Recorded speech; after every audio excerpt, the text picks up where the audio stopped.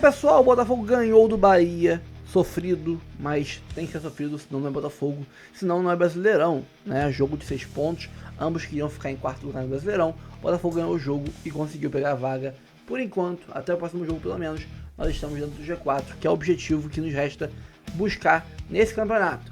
Lembrando que o Botafogo vai para a Copa do Brasil ano que vem, porque mudou o regulamento de tudo para ano que vem, né? Tudo mudou.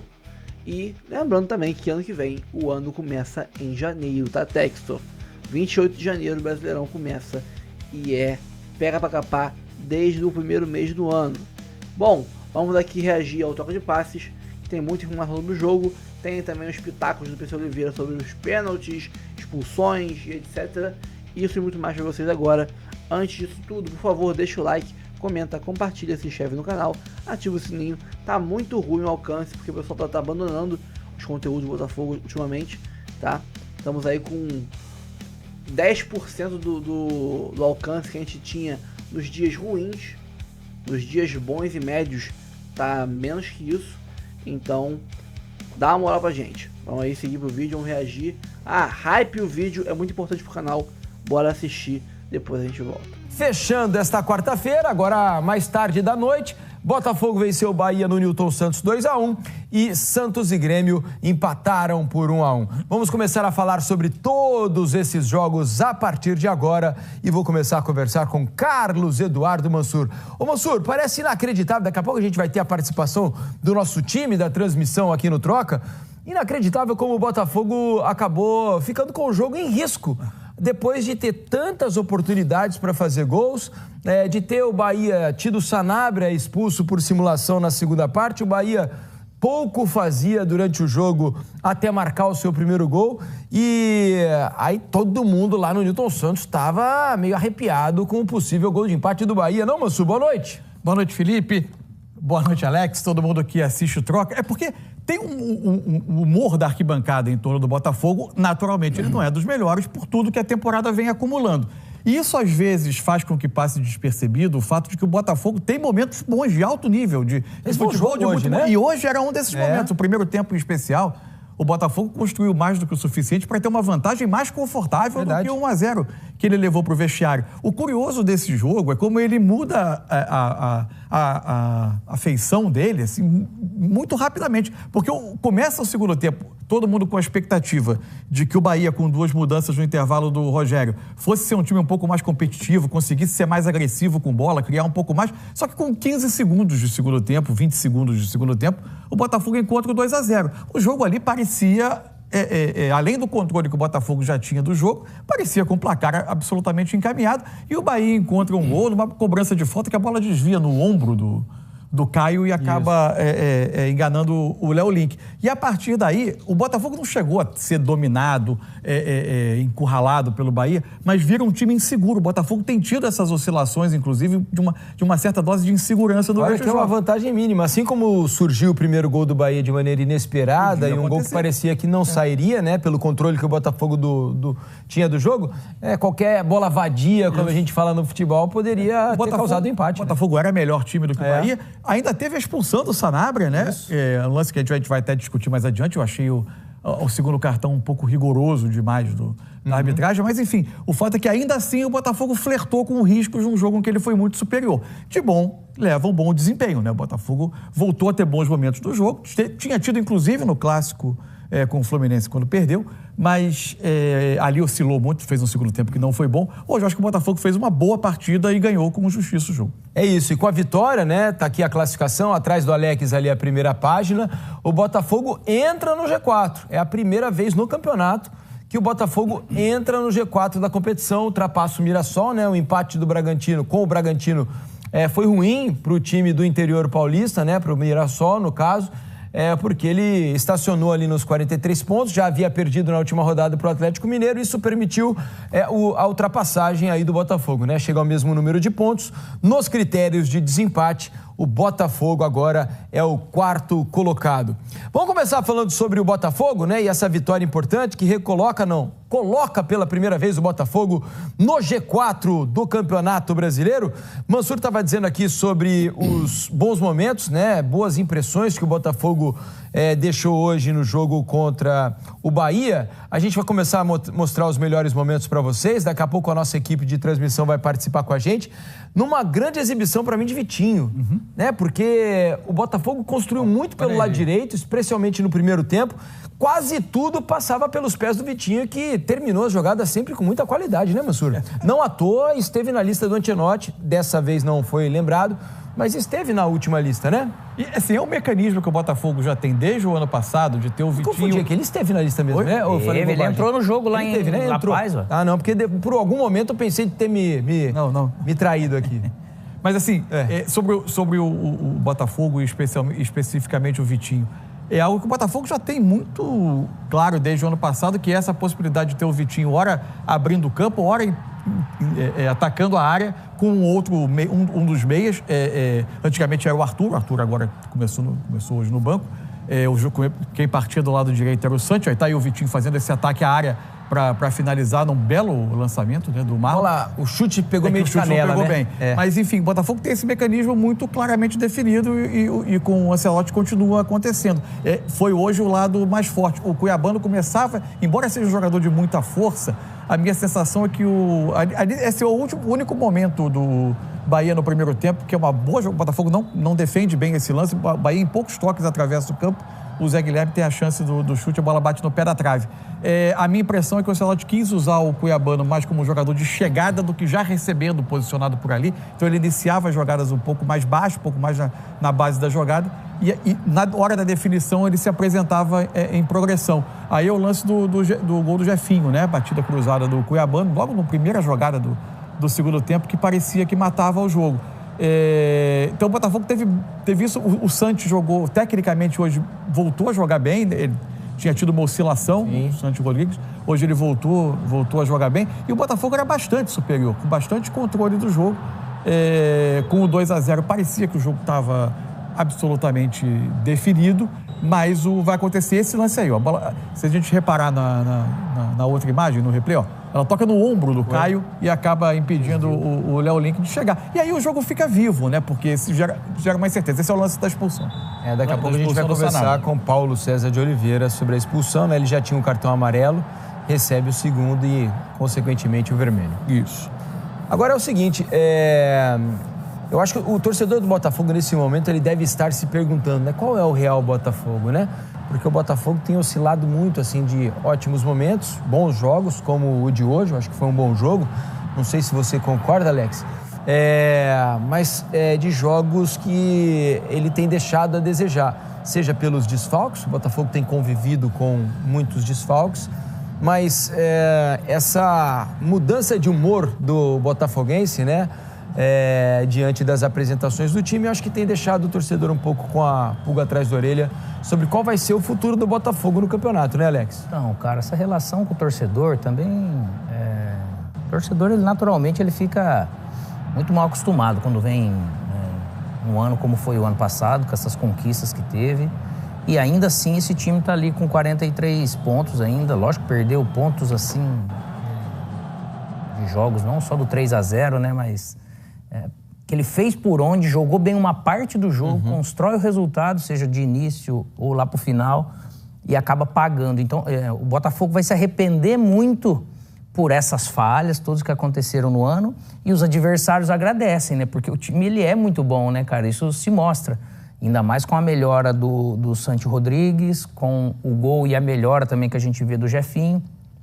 Mas é um time que está pagando caro por alguns desligues, por alguns momentos não tão bem jogados. Só que hoje foi um jogo, acho que muito bom do Botafogo. Uma pena que o torcedor acabou não indo, né? 8.000 pessoas hoje só no Newton Santos. É muito pouco, né? E aí, às vezes, aí tem aquela questão do julgamento, que ele é subjetivo, se acha que eles estão certos ou não, por tudo que está vendo. A decepção no futebol, ela é sempre maior, né? Ela tem um peso... um pouco maior do que outras coisas, mas o Botafogo hoje pelo menos fez um jogo, correu o seu risco, mas sai de novo com algo para tirar proveito, porque a gente viu até ali o Ancelottinho na beirada do campo tentando dar porque às vezes tem essa questão da mobilização, às vezes acaba sumindo, e você vê que Às vezes tem time que ele pode se desmobilizar ou não jogar bem, que parece que não toma susto, né? Mas o Botafogo tá pagando caro. Tá sempre levando susto, né?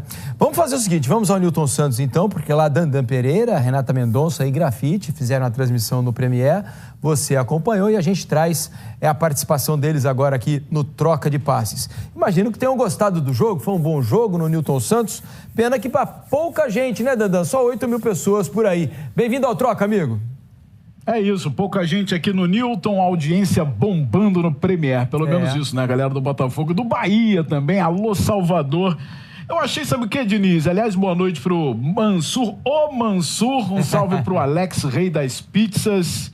Não tô hoje aí pra comer a pizza do Alex, mas um salve pra essa galera. Eu achei um jogo digno de duas equipes de prateleira alta do futebol brasileiro. Até mesmo o Bahia, quando ficou com um a menos, continuou jogando. Eu achei um jogo bem divertido e de alto nível no Newton Santos. Renata Mendonça, Grafite, com vocês, começando com a Rê. Tudo bem, Dandan, mais uma vez, Grafa, todo mundo que está lá na mesa do Troca de Passes e que está nos acompanhando por aqui. Acho que foi um jogo digno de disputa pelo G4, né? De dois times que têm muita qualidade em termos de elenco, ainda que com desfalques importantes nas duas equipes, e que estão brigando para conseguir essa vaga direta na Libertadores. Eu acho que o início do primeiro tempo, assim, os primeiros 10 minutos, nem isso, o Bahia teve um pouco mais de volume.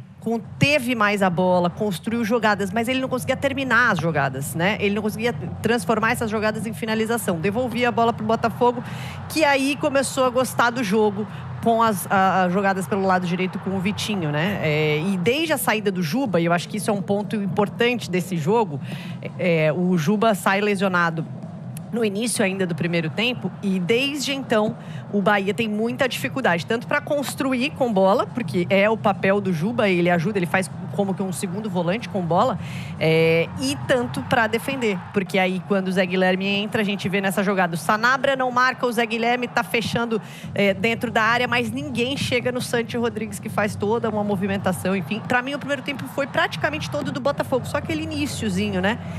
E o Bahia teve uma chance com o Zé Guilherme. Na segunda etapa, a coisa muda depois da expulsão, que foi curioso. Eu achei que é só essa parte que eu acho que pro Botafogo fica de alerta, porque você tem um jogador a mais e não consegue transformar isso numa superioridade. Você deixa o time adversário, o Bahia, crescer. Acho que o Bahia foi melhor no segundo tempo, com um a menos do que tinha sido no primeiro. Agora o prejuízo, Grafa, e pra galera que tá acompanhando troca, pro Rogério, já pensando na próxima partida contra o Flamengo, é grande, né? Porque fora o Juba, a gente não sabe até que ponto a lesão é grave.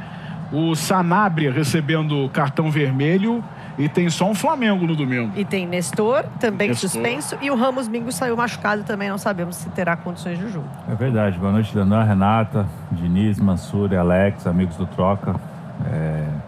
As amigas e amigos estão acompanhando o Troca de casa. Realmente é difícil, né, o Rogério, né? Ele lamenta muito o resultado, né? Porque o Bahia, após o primeiro gol, né, ter tomado o gol logo no comecinho, com 23 segundos do segundo tempo, o Botafogo consegue o segundo gol.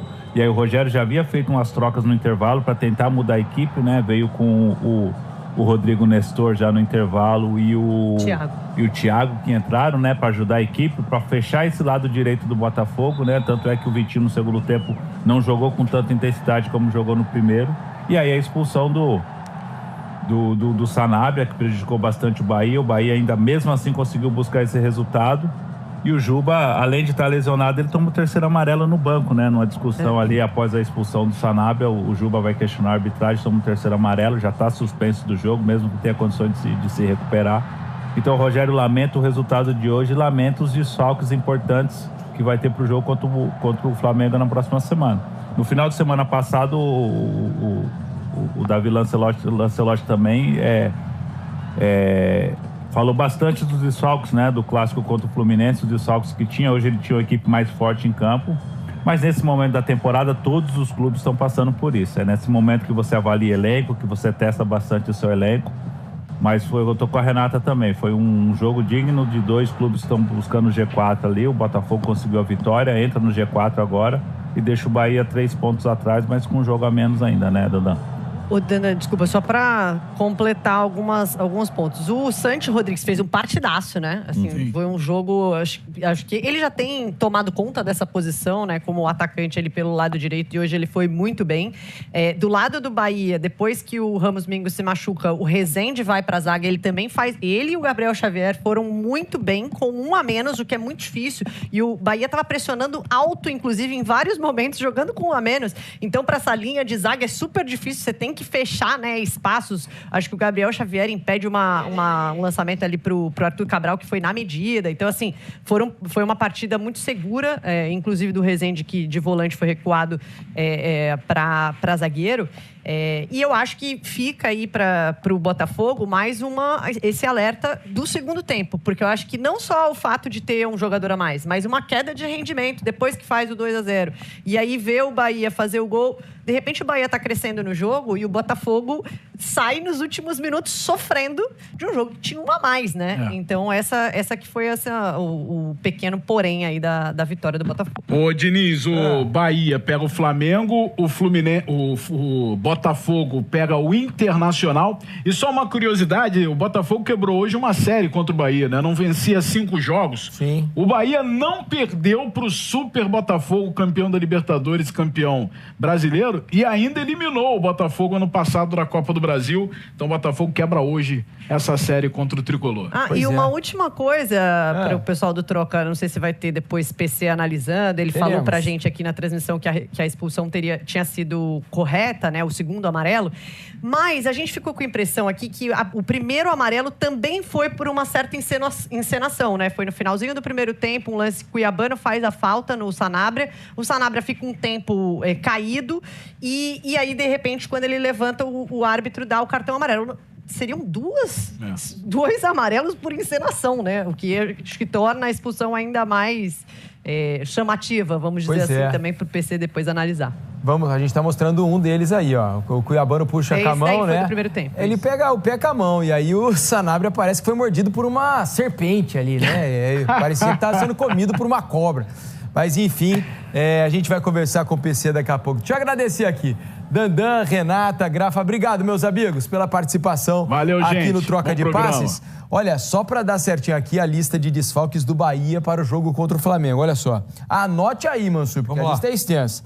Arias, Gabriel Xavier, Nestor, Juba e Sanabria. Todos estão suspensos, além do Juba ainda ter saído machucado.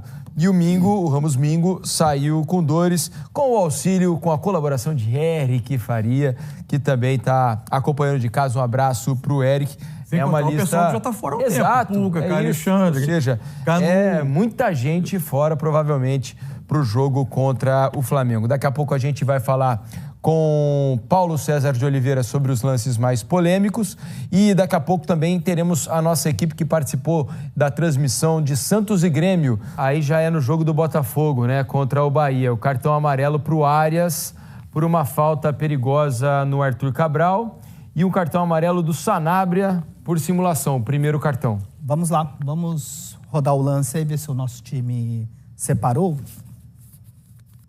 Vamos ao lance? Já vai rodar aí. Porque eu tava com uma... Agora vai. Vamos lá. Tá aí, ó, lance do Botafogo. Esse é o primeiro amarelo do Arias, né? Que ele se envolve ali numa discussão... Que a simulação do Sanabria foi falta ali, mas é muito ridículo.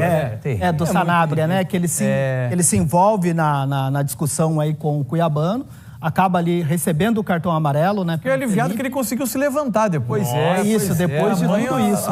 O drama. E agora, na linha do comentário do nosso internauta aí, na nossa hashtag do Troca de Passes, realmente tem até um certo contato físico com o Marlon Freitas, mas eu chamo a atenção a maneira como o Sanabria vem arrastando o pé muito antes da chegada do Marlon Freitas. Para mim é uma clara simulação, porque normalmente quando tem o contato físico, a orientação é para o árbitro ter um pouquinho mais de cuidado. Olha, se tem um contato, dá uma segurada no cartão, não marca o pênalti, só adverte verbalmente. Mas olha só como ele já vem arrastando, ele dá um toque na bola, ele vem arrastando esse pé e vai ao solo. E o pé esquerdo ele tenta até jogar pro lado ali para ver se ele sofre um pênalti ali de algum jeito ou tenta enganar. O contato com o Marlon Freitas é bem depois daquela primeira ação dele, na câmera 1 dá pra ver melhor ainda como ele já vem arrastando o pé. Claro que é um cartão que a gente pode analisar aqui com um certo rigor Você tem do bom Felipe senso Fernandes. ou não, mas Mas o jogador se coloca regra, nesse risco, né? Mas esse ângulo é muito bom pra gente observar. Repara como ele dá um toque na bola e olha só como ele já vem